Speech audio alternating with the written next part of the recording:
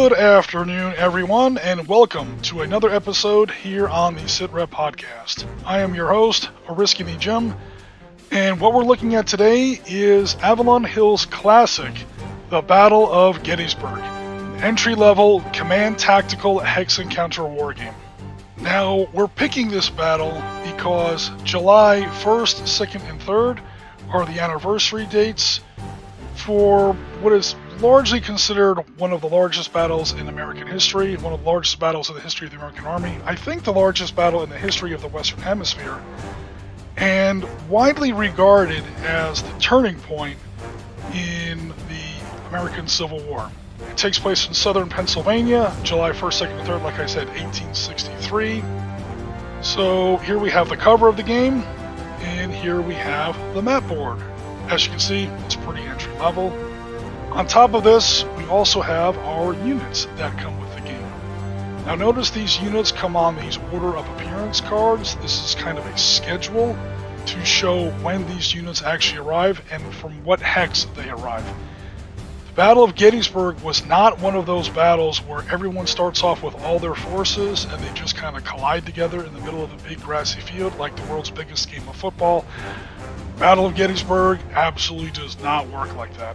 So again, these units are going to be coming on the table from different directions at different points in time. So units are going to be coming in again from different directions at different times of the day. They're going to be meeting here in the middle of these hex grid and fighting over some of these objective hexes. So people who are familiar with the Battle of Gettysburg are going to notice a lot of the landmarks are properly represented. Of course, we have the town of Gettysburg itself, the infamous railroad cut, Cemetery Hill, Cemetery Ridge, Seminary Ridge, the peach orchard, the wheat field, Big Round Top, Little Round Top. They're all the key landmarks for this famous Battle of Gettysburg are on the map and properly represented. Okay, so we're going to go ahead and start here on turn 1. Now, full disclosure, I am slightly tweaking the entry conditions for some of the federal units.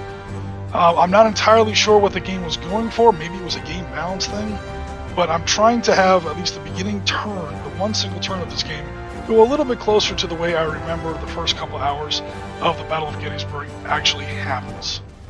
I should say, okay, go this way is north, over to the right is north, and the Federals are coming in from the south and the southeast, and believe it or not, and the Rebels are coming in from the north and the northwest.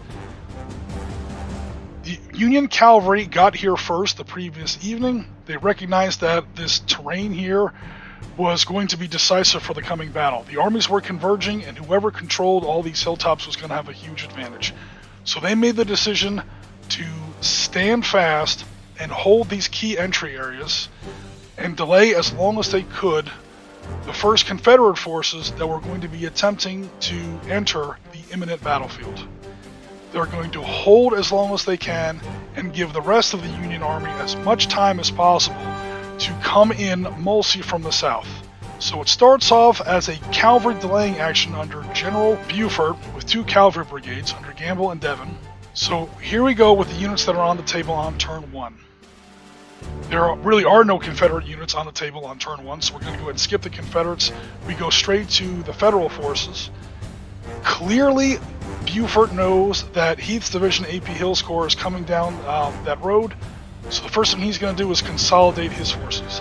That's Devon and Gamble's brigade, Buford's cavalry division. Now I'm allowed to have 2 combat units in that hex because there is a general unit in that hex. You have to have a separate general unit in the hex, or you can't have 2 combat units in the same hex. So with them set up, now I'm bringing up the first elements of the main Union main party. So I'm counting the hexes here. So that's going to be 6 hexes, double movement on roads, and he gets an extra movement point because he has a general with him. So he has a movement rate of 5, you see there on the counter.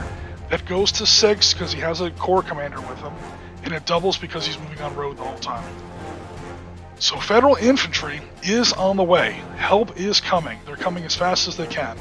So now we'll see if that cavalry can hold out as long as it can. That actually wraps up turn 1 super fast. We're going to go straight into turn 2.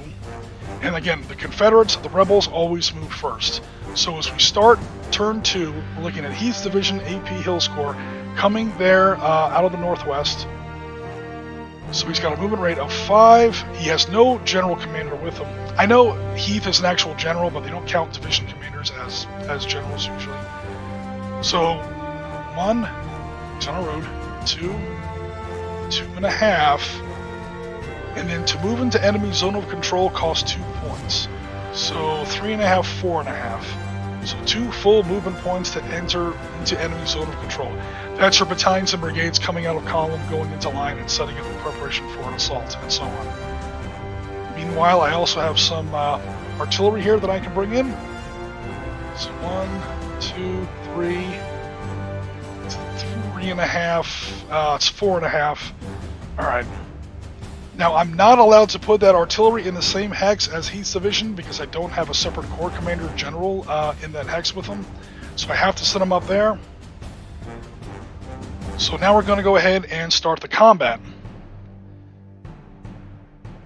There are rules for using that artillery in support. Optional rules for extended range artillery support. Those rules don't apply here, so just kind of bear with me on that. So what we're looking at here is Heath's division with his 5 points. He's going to hit these 2 brigades of cavalry while they're in woods. So the combat value, again, on Heath's division there is 5. Heath's division was pretty strong. It was a relatively new division. I think it had about 7,000 or 8,000 men. So we got 5 points versus 2 1-point cavalry brigades. Cavalry brigades are very small. They're not good at holding ground. So already things aren't looking very good for the Federals. Now, fortunately, they are in a woods hex, as you see there. They get an extra point for that. So it becomes 5 versus 3. So we're going to roll 1d10 for each. We're going to roll 1d10 for each side. It's clear, obviously, which side is which. Gray for the rebels, blue for the Federals. And we're going to add 5 to the Confederate dice and 3 to the Union dice. And whoever gets the highest adjusted result wins the battle. Okay, it does not look good for the Federals right off the bat. So Heath rolled a 10, which becomes a 15. And Buford rolls a 7, which becomes a 10. So it's a total of 10 versus 15. Obviously, the Confederates win. They win by a margin of 5. And there are different results, or whether or not you win by 0-2, whether or not you win by 3-5, whether or not you win by 6 or more. Here, the Federals have to retreat and take 1 loss. So how you take losses is you flip over the counter there. You'll see there that on the reverse side of all these counters is a reduced strength value. Oh, cool, we'll do that then. All right, so one brigade seems to be a little bit stronger than the other. So one guy can take a hit, the other guy can't. So I'll go ahead and take a hit on my stronger brigade and fall back. Okay, so here we are at the end of turn 2. A lot more Federal units have now arrived as leading elements of Reynolds' 1st Corps and Howard's 11th Corps are joining the battle. Again, we see General Reynolds there with his lead division. So the Federals are playing defense. They're playing conservatively. I did not counterattack Heath's division. I'm trying to hold all those hills and woods, all those objective hexes, because trust me, there's a lot more gray coming on the table in the future turns. So we got to be careful and make sure that we don't take too many losses as the game progresses. I told you more rebels were showing up, and sure enough, here they come, marching hard down the Chambersburg Pike. Alright, so General A.P. Hill, that's the commander of Confederate 3rd Corps, is finally on the table. He's bringing Pender's division with him. So these guys came right down, like I said, like you see there, down the Chambersburg Pike. They hooked up with Heath's division, so now I've got a 2-division assault, that's Pender's and Heath, under A.P. Hill's personal command. They're going to be attacking Wadsworth and Devlin. And it's now, 10 a.m. on July 1st. So we have 9 total Confederate factors versus only 4 for the Union forces. So, yeah, this might not go well here. Oh, yeah, sure enough. Okay, so the rebels rolled an 8 plus their 9 equals 17. The Union rolled a 6 plus their 4 makes a total of 10. So they lost by 7. That's going to mean that the Federals have to retreat and take 2 losses. That's going to be the end of Devon because he's already taken. Yeah, you flip him over and you see that there's no force underneath him. And we're going to knock down Wadsworth down to those factors and have them fall back 1 hex. So we're going to go ahead and occupy that hex, which we didn't do last time, but I want to make sure that I occupy it this time after the end of a successful assault, and there we go. Okay, here we go on Federal turn 3. We have more units of Reynolds' 1st Corps and Howard's 11th Corps joining the battle, closing the distance, and hopefully starting to redress the situation here just west of Gettysburg. So we've got Schertz's division, 11th Corps, Doubleday, Marlowe, Wadsworth, and Gamble. That all adds up to 10 points. They're going to go after Heath and Pender. That is 9 points. So it's 1 point advantage to the Federals. And, oh man, look at that. Okay, so we have 6 plus 10 equals 16, and 1 plus 9 equals 10. So that is, oh man, that's a plus 6 points to the Federals. So Hill has to retreat with both of these divisions. I have to then take 2 losses because the total margin exceeds 6 or more. So that was a bloody charge. The Federals are finally starting to do some good work here against the rebels. That was nasty. Cool. That was a successful assault, which means I get to occupy that hex if I want, which I do. Up comes Reynolds, excuse me. And like so. Alrighty, cool, there we go. Meanwhile, Robinson is... okay, so Robinson did not participate in that attack. Is because the maximum limit that you're allowed to pile into one attack is 10. So it would be kind of a waste to put him in there. So I'm going to send those two. Going after the artillery there. I also have to engage them because I'm adjacent. It's going to be 2-2. We have 2 to both rolls. Oh, wow. The Federals won again. Look at that. 10-5. It's going to be a total of retreat by 1 hex and take 1 loss. So I flip him over. Cool. And actually, yes, I do want those wins. So they will go ahead and move forward now that they've conducted a successful assault. Here goes Howard. That's not technically one of his divisions, but it doesn't matter. Alright, so that thing, that's going to wrap things up for Federal turn 3. Federals did take some damage. However, you can see how brittle the Confederate units really are. They don't have many units. They're very strong, but they don't have many of them. When you start taking losses, it adds up really fast. So here we are on turn 5, when things have really started to get bloody with a vengeance. You can see where entire brigades and divisions have been blown completely out of the order of battle, honestly on both sides. In fact, it looks like a good 2/3 of A.P. Hill's 3rd Corps has already been shot completely out of the battle, including A.P. Hill himself, who's either been killed, wounded, or captured on his first day as a Corps commander.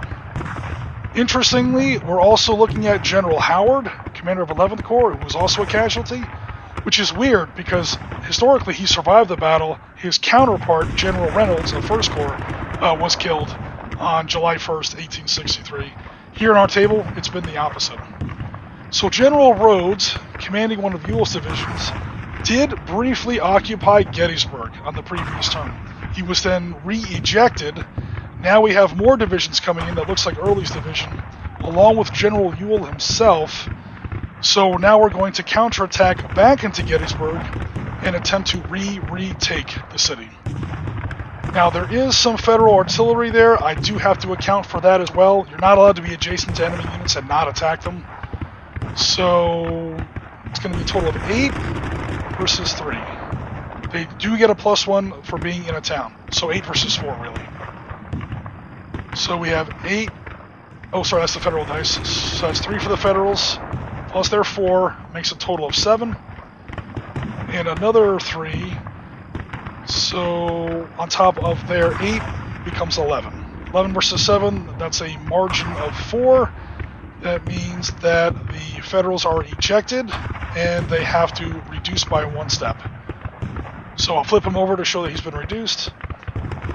Then Ewell does decide to reoccupy that hex. Even though that's a dangerous looking salient, I do want Gettysburg now.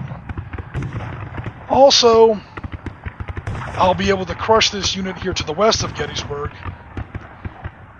with some more divisions that have now arrived. So Anderson's division is there. I think that's the last division of Hill's Corps. Interestingly, it's under command of Longstreet. So Longstreet arrives on turn 5. His units don't. His divisions are much further up that road. He himself and his staff, however, have arrived, along with General Lee himself, have now arrived. So it looks like Longstreet has taken over A.P. Hill's Corps, because A.P. Hill is gone. So that's the only reason I'm allowed to have 2 units in the hex, is because I have a corps commander in there. So I have a total of 7 points. I am bringing in Pengram's artillery to support from the flank. However, that does allow Wainwright to put in his defensive long-range artillery fire. That's an optional rule. So this one's a little complicated. So we're looking at the Federals with 3 plus 2 plus 1 is 6. Because Wainwright's artillery does get to help out there. It's a total of 6 versus the Rebels with 7 and 8. Alright, this is going to be a pretty important one here. Ooh, check this out. The Federals have caught a major break. Look at that roll. That was awesome for the Federals. Not so hot for the Rebels. That is going to be a retreat 1 hex and reduce by 1. And the Federals are going to go ahead and not choose to occupy that hex. That's an exposed hex, and it just wouldn't be a good idea. So there we are at the end of turn 5. Here is the situation at the end of turn 8, which officially closes out day 1, July 1st, 1863. As you can see with our bone pile here, losses have been pretty heavy on both sides. Frankly, too high for the Rebels. Yes, there's only 3 units there, but these are way too powerful. Confederates cannot afford to lose whole divisions like this. They don't have that many, to be honest. Whereas a lot of these Federal units, the losses are a lot more incremental. The Rebels did wind up in control of Gettysburg, so that's good news. I think it wound up changing like 5 times before it finally settled down. The only thing that I can really see that is good for the Rebels as compared to history is the Rebels did manage to push the Federals off of Cemetery Hill there a little bit. That's one thing I don't think the Rebels were able to do historically. Daybreak on turn 2. So my basic plan for the Rebels here is pretty much what Lee meant to do on day 2. It's just going to be a lot easier with cardboard counters than with tens of thousands of men on a real battlefield. So hopefully things go a little bit easier for Lee on our table here than happened historically. Alright, so as you can see, I've got Ewell's Corps moved forward. We're going to try to engage what's left of 11th Corps and maybe take another hex or 2 of Cemetery Hill. So in order to do that, once I moved Ewell's Corps forward, I had to engage with those 2 Federal divisions. I have to engage them with somebody, so I'm moving forward Dance's artillery there as sort of a sacrificial lamb. That will fulfill the rule requirement that all adjacent hexes, or that all adjacent units, are actually engaged. Hopefully that will free up Ewell's 2nd Corps to destroy what's left of Howard's 11th Corps, although it's now under command of the Army Commander, General George Meade. So, Howard was killed yesterday. So, down here, we have Lee in personal command. He's going to try and take Culp's Hill. We'll see how that goes. Now, up here to the southwest, I have Longstreet's Corps, or at least most of Longstreet's Corps. Hood and McLaws, 2 very good divisions, probably 2 of the best divisions in Army of Northern Virginia. The problem is he doesn't have his 3rd division, which is General Pickett. Alright, so let's get the bad news out of the way first. First of all, I have Dance's 2 points versus 6 points there, plus they're on the hill. That gives them 2 more points. So 2 to 8. Oh, wow. This is not going to go well. But again, this is kind of a sacrifice. On top of that, they win the roll. So, long story short, he's toast. Yeah. Not terribly unexpected. It was a sacrifice. But now Hancock's Corps has been engaged. So now Ewell is free to engage, hopefully, and hopefully wipe out 11th Corps. Maybe even kill or capture General Meade himself. We'll see what happens. So this is kind of important. Grand total of 6 points versus 3 points. So they're both already on the hill, so neither side gets the hill terrain bonus. Alright, this one's pretty vital here. didn't go so well. So I beat him technically by 2. Now, full disclosure, I do make a slight rules mistake here. When you beat the enemy by 2, you only force a retreat. You do not force a loss. So me flipping this counter here is a slight rules mistake. I do apologize for that. But altogether, that was pretty disappointing. Not gonna lie.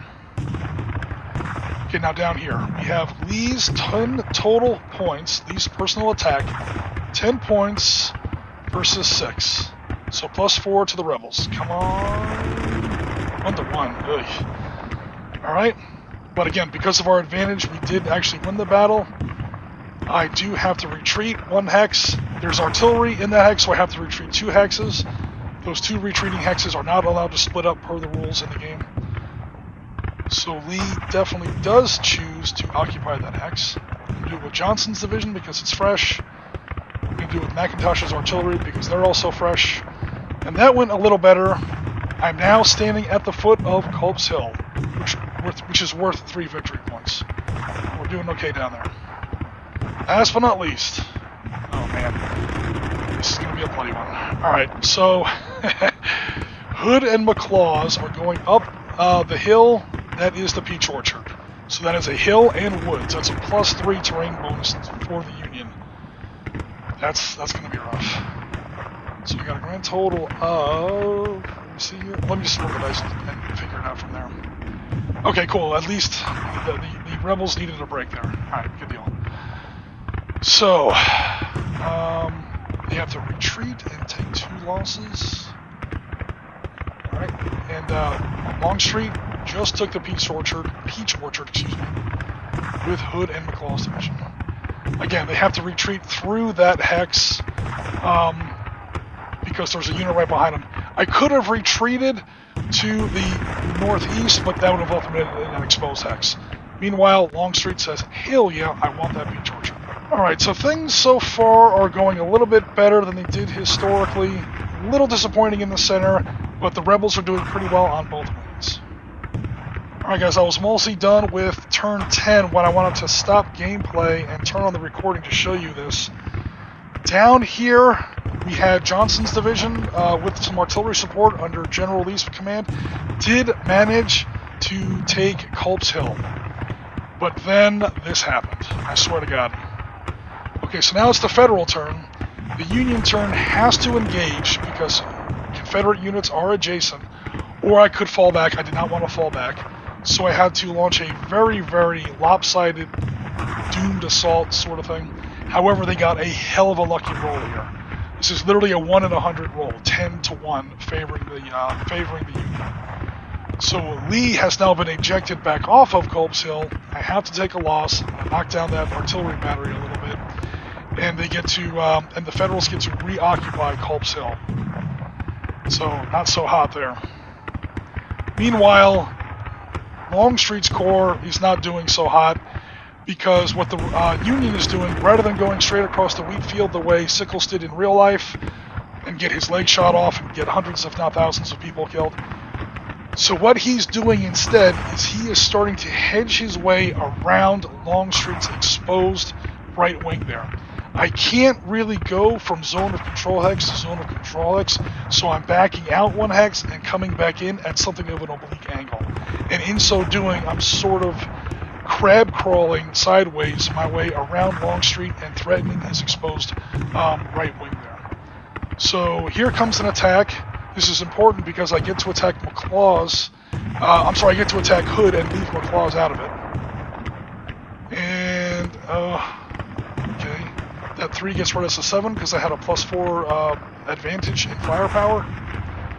I did manage to push that division back and give it a 1 level of damage. I'm going to fall back onto the Peach Orchard where I am safe. And the Federals do choose to occupy that hex. So again, I'm pushing them back, I'm doing damage, and I'm slowly outflanking. Alright, so here we are halfway through turn 14. It's about 5 p.m. on July 2nd. We actually had a pretty substantial cavalry battle down here. With all these Federal cavalry divisions entering there on that road hex, and they had to pick their way through those woods. Meanwhile, Stuart's division, of all people, showed up, and they came down their roads, and the rebels actually got a pretty good result there, 8-2. Meanwhile, Longstreet's in increasing amounts of trouble. He lost McLaw's division. Half of Hood's division is still there. That's the bad news. The good news is Pickett has finally arrived. However, he's still getting hit from multiple directions. Ewell is rapidly disintegrating there on Missionary Hill. Cemetery Hill. I'm holding on to a little bit there of Cemetery Hill, but it's not doing so hot there at the end of day 2. Alright guys, here we are at the end of day 2, and honestly I'm not even sure it's really worth it to go into day 3. The rebels really are not doing well. They can't catch a break, to be honest with you. I think they've lost 8 out of the last 10 die rolls, and that's before modifiers. On top of that, because of numbers and firepower and terrain advantages, usually the Federals have additional bonuses on top of this. But even without that, the Rebels are just losing the die rolls. I'm literally counting. It's 8 out of 10. The only good news is that Lee is holding Culp's Hill against all comers. You can see where he's basically surrounded. That cavalry battle to the far east there has been sort of taken care of. In fact, you can see where I've pulled Rebel cavalry out of that battle and tried to move into Cemetery Hill there and tried to clean up some of the artillery. It hasn't really worked. Meanwhile, Longstreet's 1st Corps, the Confederate right wing, doesn't exist anymore. Pickett was the last one left. He got completely swamped by 3rd Corps and 5th Corps. That's Sykes and Sickles. And it just didn't go well at all. Alright guys, I think we're now on the end of turn 20 on day 3, midway through turn 3, like 2 p.m. on day 3. And mercifully, it's over. The rebels have been tabled. So, we add up all the victory points here. It did obviously turn out as a Federal win, but not quite as bad as I thought. You add up all the losses, and you add up the points for damaged, however surviving. Damaged points, damaged units on the Federal side, and then you add up all the possession of all the designated victory hexes. You wind up with grand total 79 for the Federals versus 57 for the Rebels. Given the fact that the Rebels lost the last, I was keeping track, 20 out of 25 die rolls, it's pretty bad. Nevertheless, they lost by about 22 points, so it's the result that we wound up with. So, there we are for our recreation of the Battle of Gettysburg. Have a great holiday weekend. Independence Day, if you celebrate that here in the States. This is Risky Jim. We are rounds complete. Tango Mike for listening. We'll be in touch very soon. Take care, everybody, and have a great holiday weekend.